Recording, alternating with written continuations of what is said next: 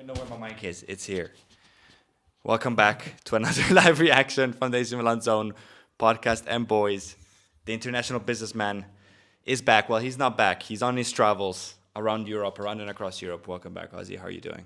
How was your Easter? First of all, Buona Pasqua to everyone. Ha- Happy Easter. How am I doing? International businessman. Yeah, all these international deals going around in Brussels, in the land of waffles, as you say. My Easter was good. Spent the time with one of my best mates and went to a Royal Union Saint Gillois game. Gillois. There we Uh, go. Gillois, yeah. That went pretty well. They won 1-0. It's nice to see live football again. And before that, of course, Sweden qualified to the World Cup. Let's not talk about it. I'm not trying to All right. All stir anything right. here. Straight out the gate. But yeah, good Easter. It was a good Easter. It's sunny, and therefore I'm slightly pinker than usual, more gammon than usual. Yeah. Hello, hello. Unfortunately, we do have to talk about it. You hinted about a terrible performance from our team in wearing azzurri, and we had to talk about a better performance, unfortunately for us this time, from a team wearing azzurri. Milan go to Naples and come out not victorious. It looks like it was going to be a 0-0, but a late Politano goal who brings home the man of the match decides it for them. We tried to push late on, try to get the equalizer. We're unsuccessful. This is the first time. There's a little hint for all your viewers. Later on this week, we're going to have a podcast with a Napoli supporter, friend of the show. And this is the first time we're going to have a guest after a loss. So we're going to have to see how the Salty Boys handle it. But first of all, shout out to Anthony Lafleur, always tuning in. Thank you for tuning in. Buona Pasqua to you too. Before we get to his chat, Ozzy, what did you think about this game in general? First 45 minutes was a bit of a snooze fest. I think we could have foreseen this. It's two giant managers going head to head. It was a bit of a chess play. I didn't think any of the teams produced enough to say that they were the winners. And then, yeah, one change in the second half for Napoli. I think changed it slightly, but even then, it Absolutely. was a defense one half mistake by De Winter, and then I think Bartisagi should do a lot better. Politano should say taps it in, but brings it home for them back post. Not much Mignon could do there, and yeah, we go away from Naples without any points. Not that we deserve to win, but I don't think Napoli were fantastic. Obviously, uh, Hoylund it was only today it was announced that he wasn't going to feature. Correct, yeah. Um, we can probably talk a bit about Allegri's decisions of starting in Cook and Fulkrug. Now I know that I've probably been banging on about it more than anyone that they should start or at least try Fulkrug from start, but this isn't the game to start him in, to be honest. So it's disappointing, but again, not that we were undeserved.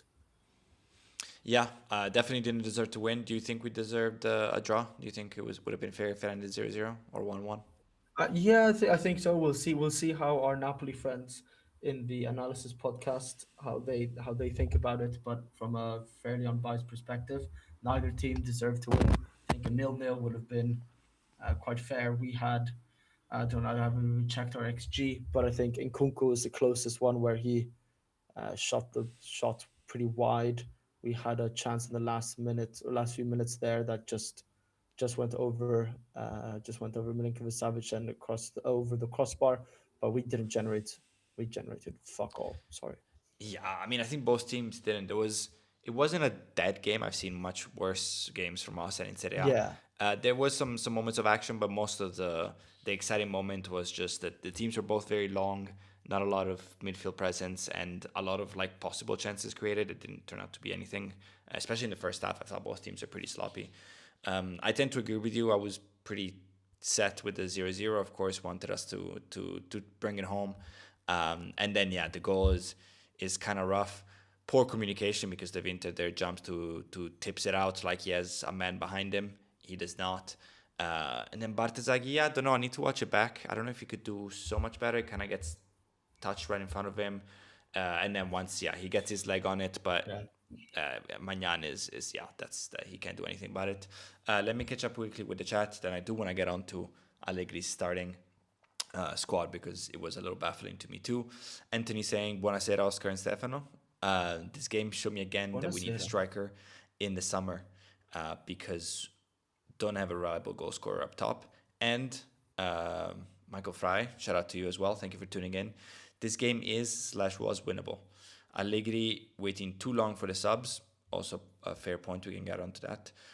When we had momentum, go for it. The chess match went wrong with Conte. We had momentum in the game. Allegri waiting too long and wasting the momentum. What do you think about, since we're going on to Allegri, you mentioned about the starting lineup, and as well some of the subs and the timing of it. It's always been a topic of conversation, at least for me. I'll give you maybe my 2 cents, since you said this wasn't a game. Yeah, it's a little bit baffling. I do think, I wanted Fulkrug to start when we had three strikers and Pulisic, and when I wanted to get a different look from Pulisic and Leao with low block teams. That being Yeah. said, this was always going to be a game where we can have a little bit more space and could counter. Now, obviously, we don't know. We don't know how Leao was feeling. We don't know how Pulisic came back from his long international duty games. But I would have gone Santi ahead of Fulkrug even. And maybe that's just me being also crazy. But it was baffling, and I think they performed exactly how I feared they would. And then the subs, yes, a little bit too long. It's a very classic Milan where we were happy to stay 0-0 in the first half, try to accelerate in the second, and Yeah. sometimes you bring it home 1-0, and sometimes you lose 1-0. What did you think of his starting lineups and the subs? No, I don't agree with Fulkrug starting a game of this magnitude. Not only because it's in Napoli, it's also because we know that in big games we will not be dominating possession. We won't be pushing the final third. If anything, it'll be counterattacks or a well worked goal, like for example against Inter. When you came straight from the training ground. In a game like this where we don't have possession, especially not in the final third, where we are quite good at crossing, either from Selemaker's side on the right side or Bartisagi's crosses. That's where you need a full crook against, I don't know, Genoa, Cagliari, Yeah, Fiorentina, yeah, yeah. a team of lower table. And Allegri hasn't been starting full crook in those games, apart from I think Fiorentina back in January. So I don't agree with Fulkrug starting this game. While I don't think he was away for Germany, was he? I think all of our strikers, so Jimenez, Nkunku, Fulkrug, and Leao were all a Milanello the whole break. But yeah, no, I think it's silly to start Fulkrug in this game, and Nkunku did as much as he can. I probably, like you say, probably wanted to have started one of Pulisic, Leao, or Jimenez in this game, start them. And then when you come to the subs, yeah, 63rd minute, a bit of a classic time to sub people in. I feel like that's Yeah. always feels like it's 63rd. I think it was like FIFA where you play players in on the 65th before the 65th. They don't lose that much stamina. But yeah, if you're gonna take out Fulkrug to start off with, put in Jimenez, just take off Nkunku as well. You didn't add anything. Nothing happened in the next 10 minutes. Um, and yeah, Pulisic and Leao didn't have too much of an effect. Yeah, I didn't have Um, much time either.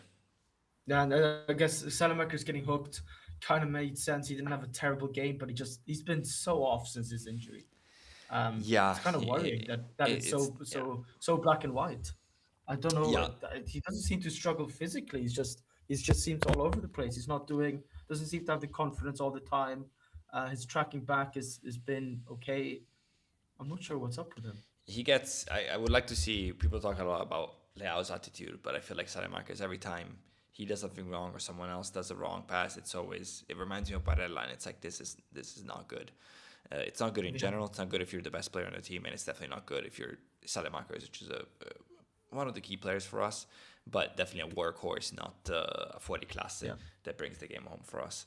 Um, yeah, the subs, I mean, it's tough to judge Leao and Pulisic. I liked when they had the little moment where they both went for the same ball, and then Leao went high, and they kind of looked at each other, and there was classic. a little bit of awkwardness, and there was an high five. So if the glass is somewhat full, I guess that's a little drop in. Atekame seemed lively. Honestly, he was maybe the one of the nicest parts of this game. The rest, yeah, not a lot. Anthony saying Bartes should have closed down Politano better, for sure. But overall disappointing performance from the player. And Michael saying Allegri's too old-fashioned as a coach. He has fixed our defense but ruined our offense with stubborn tactics. I can't stand this game management. Uh, yes and no. I think um, he was always going to look at the defense first. This is a defense that for large stretches of last year was conceding up to 2 goals a game, and came eighth for that reason. Um, he could definitely be doing better with the talent that he has up front. It's not merely as poor as we've shown sometimes, but it's also poorly built. We don't have a true striker, so people are angry at him when we don't play. We play our best players, which are neither strikers, and then when he does play the strikers, they play like Fulkrug plays. I'm not angry at Fulkrug. Fulkrug played exactly like at the levels that Fulkrug is, and he Yeah, is who he is. The thing that I think Oscar was bang on about was, yeah, Fulkrug is there to get crosses when we play low block teams, not counter attack. Now, I think there's a logic to that too as well. It's obviously we weren't throwing the ball up for Fulkrug to beat people with speed. There was probably going to be some worry about the press and our ability to leave it, toss it up to him, lay it off to Nkunku with Fofana and Rabiot coming in. But of course, we did see a couple of times where the counter was off and Nkunku had the ball. I remember 1-on-1 right in the middle of the park.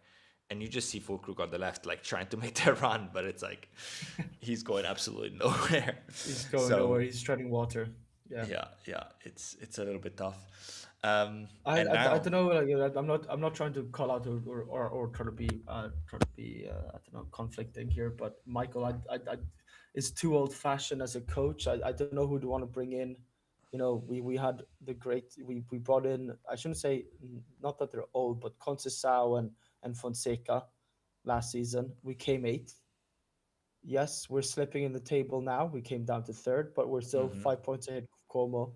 Our objective was always to make Champions League, and like you say, yeah, Stefano, I guess we're playing with Bartesaghi as our left wing back. It's doing great. Tomori isn't world class or even near the top of Serie A.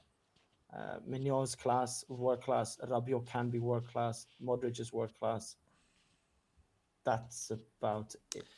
yeah, Especially yeah, yeah, and yeah. Pulisic and Liao when they're healthy, absolutely they can be world class. But I think Allegri's done really well, and it can be boring. But uh, who else are you going to bring in? I think it's a stable point to start a project, and Yeah. Allegri's won it Also, all. Almost won it all. I mean, Everything in Italy. if you go at the beginning of the season and everyone was saying, at their pick between Inter and Napoli, and then the rest, and then people are saying, "Oh, you were for sure Roma." Some people had us, but we are where we should be. I think we Yeah, had a good run, at this point. and Allegri made us believe that we could go for the Scudetto.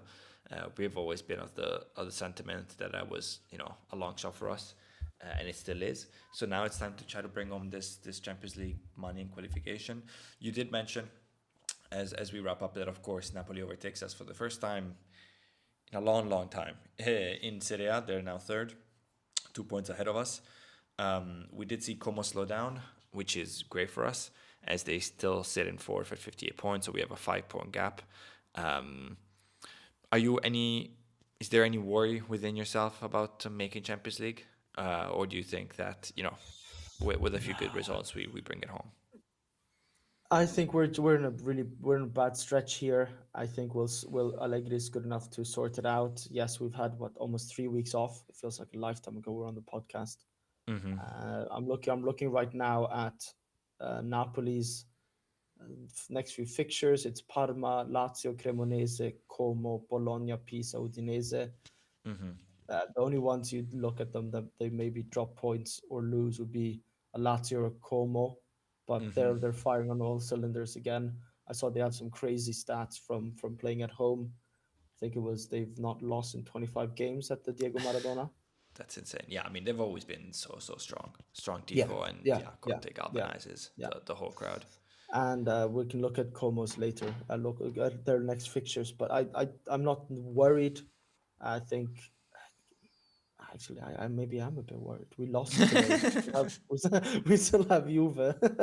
Yeah, I Who else think do we our have? We still have calendar Atalanta. isn't too bad. Yeah, we have Juve one's gonna be big. We have Udinese, which trap game. No easy games for us. We struggle more against the small ones than the big ones. But Mm. on Yeah, paper, Udinese is not bad. Verona obviously is not bad. Juve is going to be key. Not losing that game is going mm. to be key for us.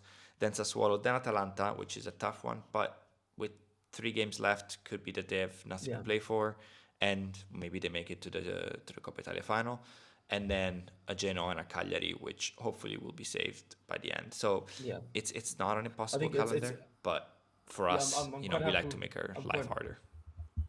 I'm quite happy we have 2 games between now and Juve, and it's Udinese, and then Hellas Verona, who I mean they sit 9 points back of Lecce in second in penultimate place, so Yeah. they've basically got nothing to play for really Mm-hmm. necessarily, and like you say, in 6 7 games time, we'll see where Cremonese and Genoa are.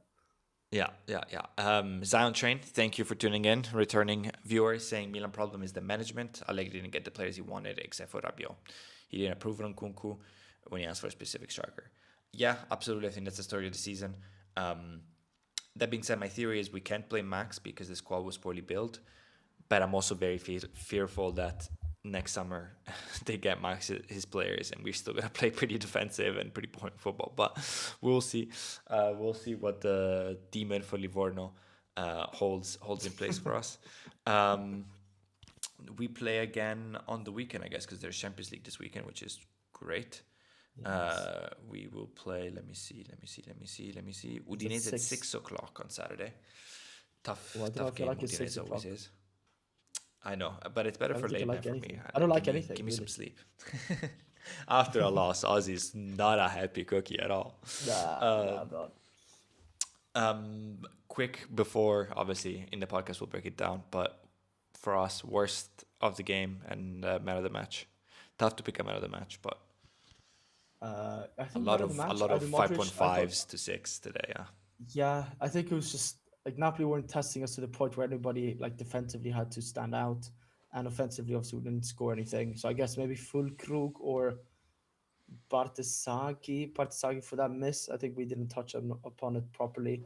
Yes, Ah, yes, Bartisagi, true. there was a flick on, but if you look at, there's I think 2 Napoli players in the box, and we're 5, and Bartisagi you have one Yeah, job, yeah. The and whole that's to keep. communication there is bad, and he's been Yeah, beaten. yeah, He's been beaten in the air with players coming from behind a few yeah, times this quite a year. lot. So it's Yeah, yeah. it's it's a So I bit of a guess worry. I agree. yeah, Fulkrug or Bartisagi worst players, and then either Modric or Fofana. Doesn't really matter. I thought Fofana had a pretty solid game, apart from when he let Spinazzola wander into the box there in the first half. No, I agree. We're in tune as always. You were talking about it before we jumped on the live, but Alison Santos, man, Jovan is such a raw talent. I don't think he might ever be a top level player, but I always liked him at Verona. I could see him being kind of a baller for, a normal Fiorentina team or a Lazio stuff like that.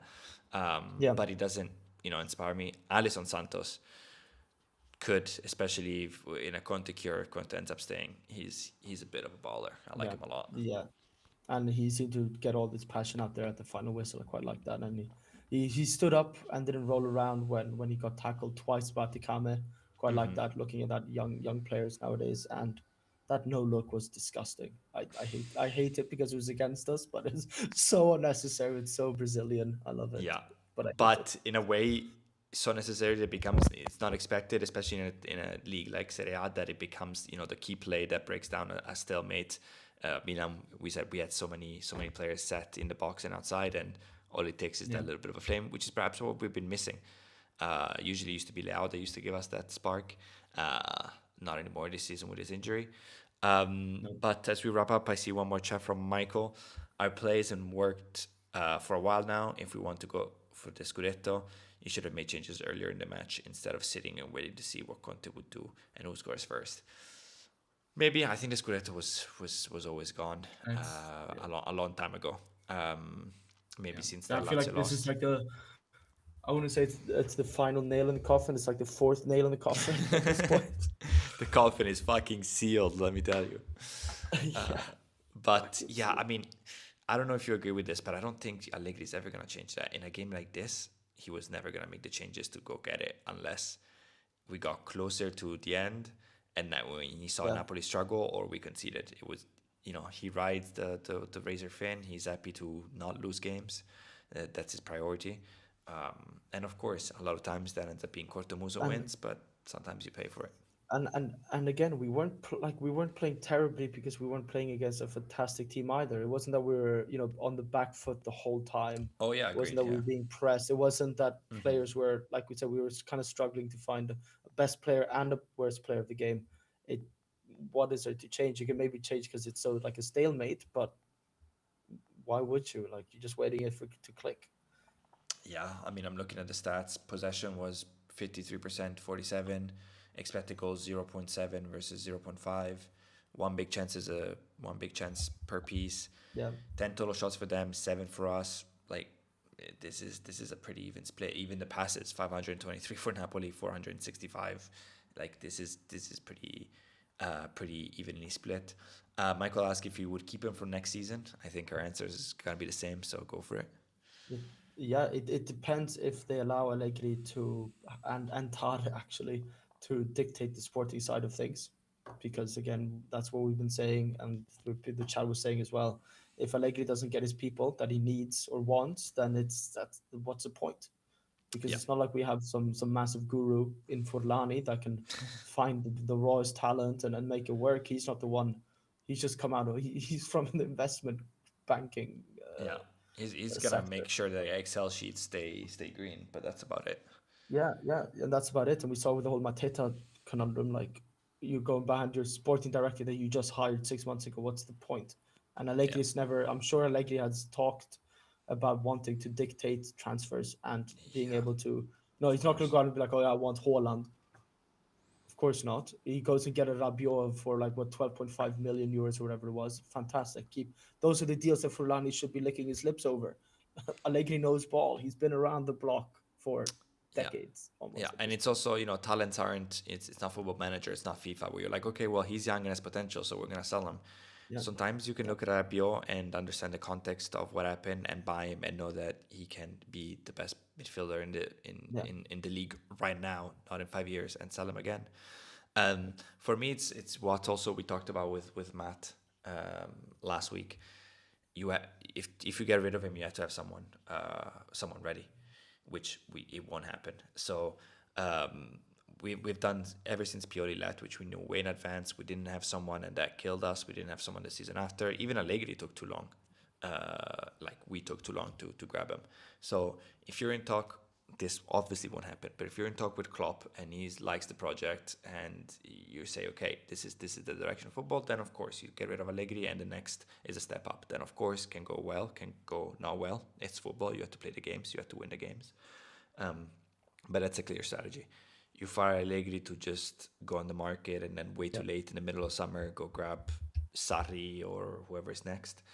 It makes no sense. Get Allegri and Tare, as Oscar was saying, the players they want. I remember I've said it in this podcast to infinity and beyond, but Tare coming in and saying we're going to play 4-3-3 with a proper number 9. And then by the start of the season, we're playing 3-5-2 with no strikers at all. Um, mm, so go get Goretzka for free. Go get Mario Gila. Go get him some fullbacks so we can play for the back from time to time, and a real striker, whoever that ends up being. I still would absolutely sign with blood for Moise Kean, but we'll see. Then, do we think we'll be better? Yes. Do I think we'll be playing sparkling champagne football? Probably not. Would I want that? Yes, it's been a while. But we also, this, I don't know, people generalize so much. They act like we play like shit every game, and we just don't. We're like third in expected goals in the league behind Inter and Juve. We've crushed the biggest teams. Inter one maybe not so deservingly, the other one definitely. This one could have been a draw, but the first game against Napoli until the red card we were dominating. Roma we handled. Like we just we'll see about Juve now. Spalletti's Juve, but yeah, it's not that bad. I would need to see worse before we fire him. I think also continuity is key. We can't have a fourth manager in 2 years. yeah, Um, yeah. Anything you want to add, Ozzy, before we leave? No, I'm nothing. interested to see It's nice about to be back. the. Nice to be back chatting football. Unfortunately, Absolutely. after a loss, but we are wrapping it. We're in the final stretch. We're in the end game, as the We're in the end game, and then we're Marvelistic gonna need to people figure would say. out what summer brings. All sorts of madness. Look to your right or to your left. I don't know where he's sitting, and tell Vikram they need to hop on the pod and do some Needs to summer hop on the content with pod us. if we play against Chelsea next season in the Champions League. Oh wait, they Dude, won't qualify. the 12 o'clock Chelsea Milan friendly podcast on our podcast review will be fucking crazy. We'll be there. We will be there. We will be there. This for the sickos only. But we will be back on Wednesday. Probably we'll film it Wednesday. Probably upload Wednesday night with a special surprise guest. And as always, even in a loss, Forza Milan. Forza Milan.